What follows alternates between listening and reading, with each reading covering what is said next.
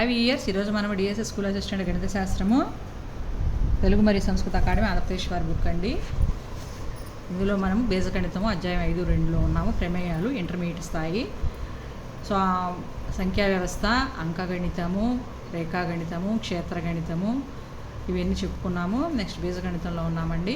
Intermediate స్థాయికి వచ్చేసాము. Practice bits చేసుకుంటున్నాము. లాస్ట్ వీడియో కంటిన్యూషన్గానండి ఈ వీడియో. జాగ్రత్తగా చూడండి అభ్యర్థులందరూ. దయచేసి నా వీడియో నచ్చినట్లయితే సబ్స్క్రైబ్ చేసుకోండి, అలాగే షేర్ చేసి లైక్ ఇవ్వండి. ఈ విధంగా చేస్తే నాకు కొంచెం వీడియోలు చేసుకోవడానికి ఉత్సాహం కలుగుతుందండి. Thank you. సో వీడియోలోకి వెళ్ళిపోదాము. f(x) = 2x² - 5x + 7/x - 1 (x - 2) వాస్తవ మూల్య వ్యాప్తి, ప్రమేయ వ్యాప్తి అన్నారు. ఇక్కడ చూడండి, సెట్ ఆఫ్ 1, 2 ఇంకా మిగతా ఏ రియల్ నెంబర్స్ కాకుండా 1, 2 కాకుండా మిగతా రియల్ నెంబర్స్ అవుతాయండి. ఎందుకంటే ఇక్కడ 1 వేసామనుకోండి డినామినేటర్లో 0 వస్తుంది, 2 వేసామనుకోండి డినామినేటర్లో 0 వస్తుంది. దాని వాల్యూ అప్పుడు ఇన్ఫినిటీ అవుతుంది కదండి, అందుకని. సో ఈ విధంగా మనకి వ్యాప్తి అనేది r - set of 1, 2 not defined అవుతుంది కాబట్టి. నెక్స్ట్ g(x) = వాస్తవ మూల్య ప్రమేయ వ్యాప్తి. దీనికి కూడా అంతే, రియల్ నెంబర్స్ ఆల్ వస్తాయి ఎక్సెప్ట్ సెట్ ఆఫ్ -2, -3, -2 ఎందుకంటే అవి చేసినప్పుడు మాత్రం డినామినేటర్స్ 0 అయిపోతుంది కాబట్టి. నెక్స్ట్ (9x - x² ప్రదేశం వచ్చేసి 0, 9 అంటే ఇక్కడ ఈ స్క్వేర్ బ్రాకెట్స్ అంటే 0, 1, 2, 3, 4, 5, 6, 7, 8, 9 మొత్తం వస్తాయండి ప్రదేశం. f(x) = (x² - 4) యొక్క ప్రదేశం వచ్చేసి రియల్ నెంబర్స్ ఎక్సెప్ట్ -2, 2 ఎందుకంటే అది 0 అయిపోతుంది కాబట్టి. నెక్స్ట్ ఇక f(x) = 1/√1 - x² వాస్తవ మూల్య ప్రమేయ ప్రదేశం ఏమవుతుంది? దీనికి కూడా అంతేనండి, -1, 1 మధ్యలో వాల్యూ మాత్రమే అవుతుందండి. ఎందుకని -1 వేస్తే 0 అయిపోతుంది, 1 వేసినా 0 అయిపోతుంది కాబట్టి మధ్యలో వాల్యూ. ఇవి స్మాల్ బ్రాకెట్స్ కాబట్టి మధ్యలో వాల్యూ 0 మాత్రమే దీనికి ఆన్సర్. 0 వేస్తేనే మనకి ప్రదేశం అవుతుంది అక్కడ. వాస్తవ మూల్య ప్రమేయ వ్యాప్తి వచ్చేసి real numbers except set of 4 అండి. అట్లాగే f from a to b ప్రమేయం. f యొక్క వ్యాప్తిలో ఒకే ఒక మూలకం ఉంటే f ప్రమేయం ఏమవుతుంది? ఒకే ఒక మూలకం వ్యాప్తిలో ఒకే ఒక మూలకం ఉంటే స్థిర ప్రమేయ వ్యాప్తిలో ఒకే ఒక మూలకం ఉంటుందని తెలుసు కాబట్టి దీనికి ఆన్సర్ స్థిర ప్రమేయం అండి. Next f from r - set of 0 to r f(x) = x + 1/x నిర్వచిస్తే f(x² + f(1) అనేది మనం చేస్తే f(x)² వస్తుందండి. జాగ్రత్త చేసుకోవాలండి. ఇది చూసుకుంటే మనకి x + 1/x² f(x² అంటే అప్పుడు f(x²) ప్లస్ f(1) యాడ్ చేస్తే 2 అవుతుంది. దాని ప్రకారం f(x)² వస్తుందండి ఆన్సర్. నెక్స్ట్ వన్, ఏది ప్రమేయం? ఇక్కడ ఏంటంటే ఏలోని మూలకాలన్నీ ఒకే ఒక్కసారి వాడబడాలి. మూలకాలన్నీ వాడబడాలి. ఇక్కడ చూడండి, దీంట్లో 2 అనేది 3 అనేది 4 ఒకే ఒక్కసారి వాడబడాలి. కానీ 1 మాత్రం 2 టైమ్స్ వాడబడింది, 1a 1b అని, కాబట్టి ఇది నాట్ ఫంక్షన్. ఇక్కడ ఈ 3 అనేది వాడబడలేదు కాబట్టి నాట్ ఏ ఫంక్షన్. ఇక్కడ b అనేది 2 సార్లు వాడబడింది కాబట్టి నాట్ ఏ ఫంక్షన్ అండి. నెక్స్ట్ ఇక్కడ క్రింది వాటిలో అన్వయిక ప్రమేయం కాదు. ఏలో విభిన్న మూలకాలకు bలో ఒకే ఒక ప్రతిబింబం ఉండాలి. ఒకే ఒక ప్రతిబింబం లేదు కదండి, విభిన్న మూలకాలు విభిన్న ప్రతిబింబాలు ఉన్నాయి కాబట్టి ఇది కాదు. దీనికి 1కి a ఉంది, 2కి a ఉంది, అట్లా వీటికన్నిటికీ ఉన్నాయి. నెక్స్ట్ ఇక ఏకి 2, బీకి 3, సికి 1 ఉన్నాయి. దీనికో విభిన్న మూలకాలకి అన్నిటికీ లేదు, ఇక్కడ పోయింది కాబట్టి ఇందులో బి వాడబడలేదు. సో నెక్స్ట్ చూడండి, ఇక్కడ ఈ 2 ప్రమేయం కాదు, 1, 3 అవుతున్నాయండి. నెక్స్ట్ ఇక క్రింది వాళ్ళ సంగ్రస్త ప్రమేయం ఇది అన్వయిక ప్రమేయం కానీ ఇది ఇప్పుడు సంగ్రస్త ప్రమేయం వచ్చేసి బిలో ప్రతి మూలకం ఏలో కనీసం ఒక్క మూలకానికైనా ప్రతిబింబాన్ని కలిగి ఉండాలి. ఏలో ఒక్క మూలకానికైనా ప్రతిబింబాన్ని కలిగి ఉండాలి. ఇవన్నీ సంగ్రస్త ప్రమేయాలు అవుతాయి. ఇది ఏసీ వాడబడలేదు ఇక్కడ. నెక్స్ట్ ఇక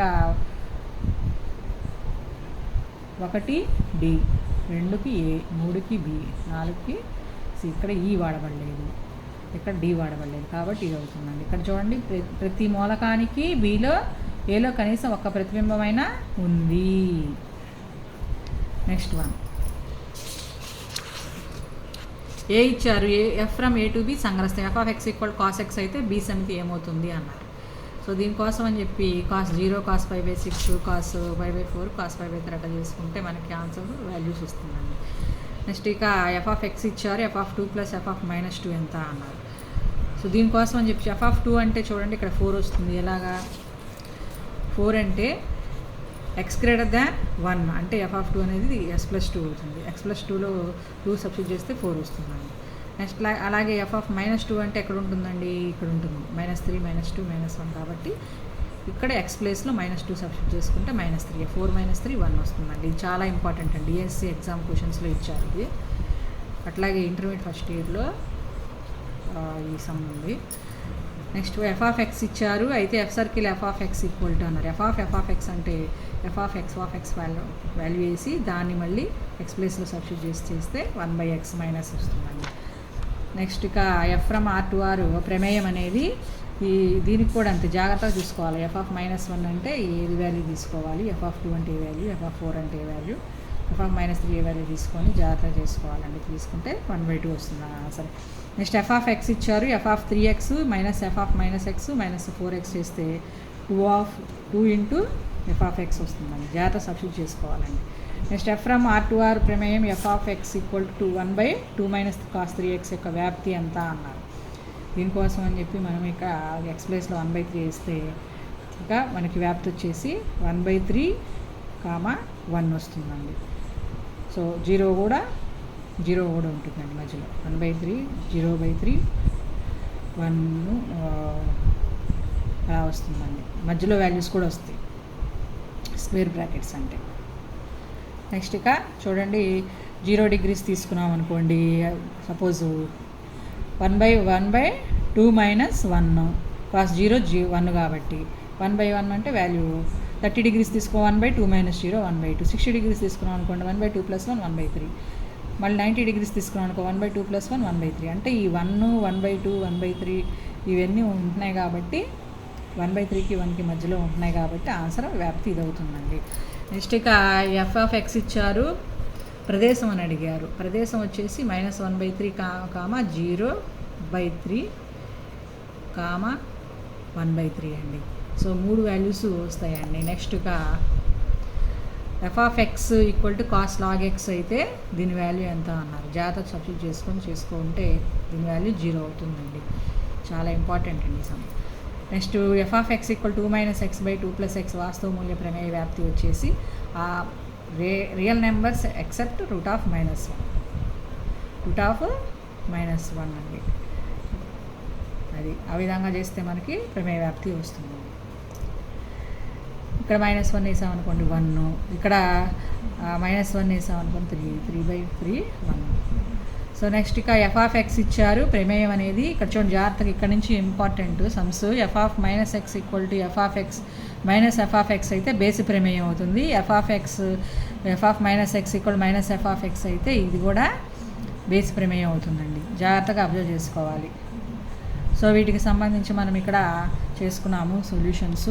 40th some -1/3, 1/3 f(x - 1). 42nd some అండి.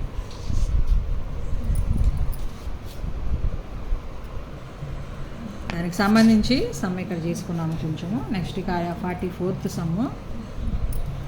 44th సమ్ వచ్చేసరికి 2 ఇంటూ f(x) ఎలా వచ్చిందో ఇక్కడ చేసుకున్నామండి. జాగ్రత్తగా చూసుకుంటే మనకు తెలిసింది. Next f(-f(x) equal to f(-x) అయితే 1 = 2 కాబట్టి ఇది 50th సమ్. 50th సమ్ మనకి బేసి ప్రమేయం అవుతుందండి. పైన కూడా బేసి ప్రమేయమే అవుతుంది. సో ఈ విధంగా ప్రాక్టీస్ ఫిక్స్ చేసుకోవాలని జాగ్రత్తగా ఇంటర్మీడియట్ సమ్స్ ఇవి. సో నెక్స్ట్ వీడియోలో నెక్స్ట్ చాప్టర్కి వెళ్ళిపోదాం. థ్యాంక్ యూ అండి.